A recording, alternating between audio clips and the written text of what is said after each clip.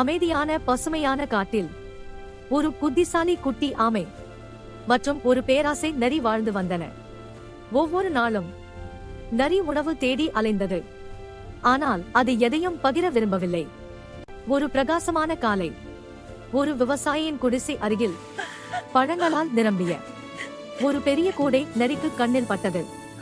நரி மகிழ்ச்சியுடன் குதித்து, இந்த பழங்கள் எல்லாம் என்னுடையவை என்றது. அமைதியான ஆமை சொன்னது, பேராசை எப்போதும் பிரச்சனையை தான் தரும் நண்பனேயு. ஆனால் நரி அதை கேட்கவில்லை. அது வேகமாக கூடைக்குள் குதித்து பழங்களை சாப்பிடத் தொடங்கியது. அப்பொழுது திடீரென கூடை உருண்டு நரி அதற்குள் சிக்கிக் கொண்டது. நரி பயந்து, காப்பாற்றுங்கள், காப்பாற்றுங்கள் என்று சத்தமிட்டது. கருணையுள்ள ஆமை மெதுவாக வந்து கூடையை மெதுவாக தள்ளியது. நரி வெளியே விழுந்தது. மிகவும் வெட்கப்பட்டு நின்றது. மன்னிக்கவும் என்று நரி ஆமையிடம் சொன்னது. அந்த நாளிலிருந்து நரி பேராசையை விட்டுவிட்டு பிறருடன் பகிர்ந்து வாழ கற்றுக்கொண்டது.